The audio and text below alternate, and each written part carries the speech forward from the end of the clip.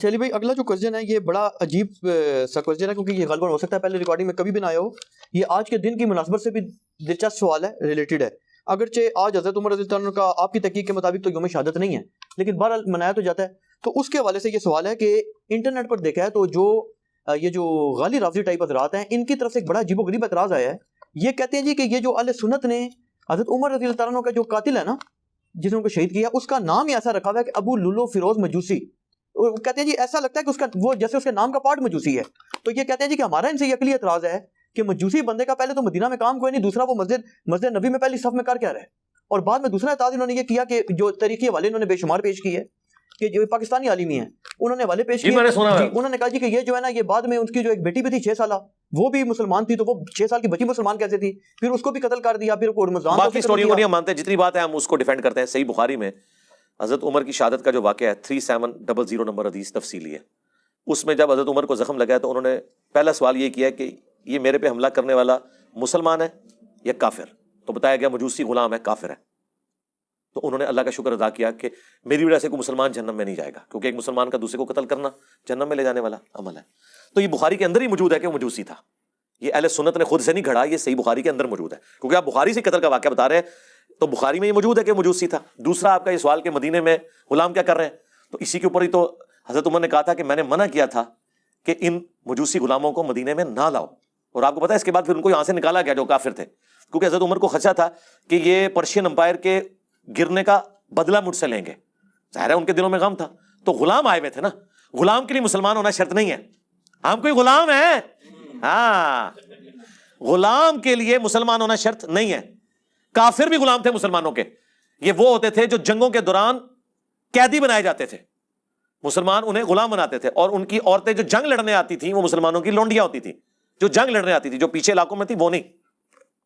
یہ الگ سے ایک ٹاپک ہے، الجہاد فی الاسلام، مولانا مودودی کی کتاب پڑھ لیں. تو وہ غلام جب مسلمان لے کے آتے تھے تو ان کو زبردستی کلمہ نہیں پڑھاتے تھے. خود اخلاق سے متاثر ہو جائیں الگ بات ہے، وہ کافر ہی ہوتے تھے. تو مدینے میں تھے، اس کے بعد پھر نکالے گئے اس واقعے کے بعد.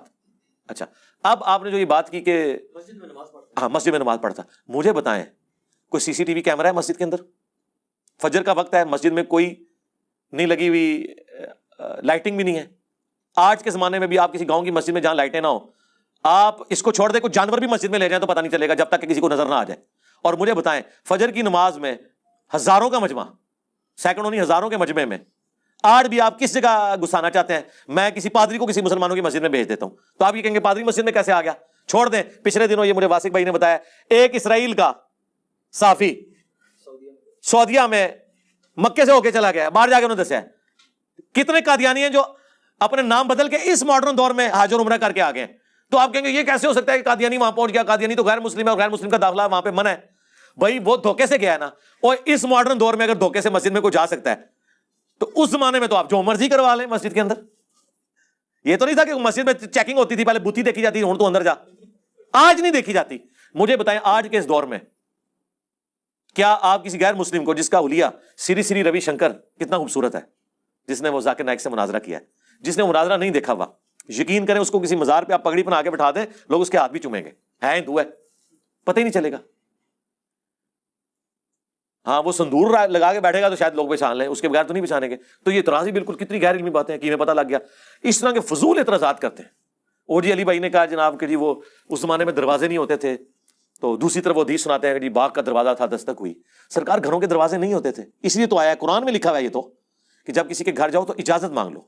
اور ایسے گھر جن میں کوئی آباد نہیں وہاں تم بغیر اجازت کے بھی داخل ہو سکتے ہو، دوسرے گھروں میں اجازت لے کے داخل ہو.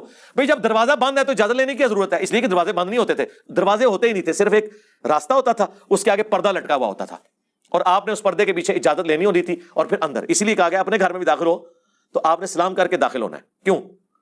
ورنہ تو دستک ہی کافی ہوتی ہے اٹینٹیو کرنے کے لیے. اس لیے کہ دوسرا بندہ تو اجازت لے کے داخل ہوگا، عام بندے کو اجازت کی ضرورت نہیں، تو السلام علیکم کہہ کے داخل ہو تاکہ اگر گھر کے لوگ کسی آکورڈ پوزیشن میں ہیں تو اپنے آپ کو پہلے ہی درست کر لیں. تو واقعی اس زمانے میں دروازے نہیں ہوتے تھے. ٹھیک ہے، اسی لیے تو حضور علیہ السلام کے چرپائی کے نیچے وہ کتے کا بچہ چلا گیا تھا، مدینے کا کتا، سگے مدینہ، تو حضرت جبرائیل انٹر نہیں ہو رہے تھے. صحیح مسلم میں آتا ہے جب نکالا تو حضرت جبرائیل علیہ السلام ہے، اوریجنل سگے مدینہ. ہاں اگر اوریجنل سگے مدینہ کا یہ حال ہے تو اتنے تے سگے مدینہ تے شاہی کوئی نہیں. ہاں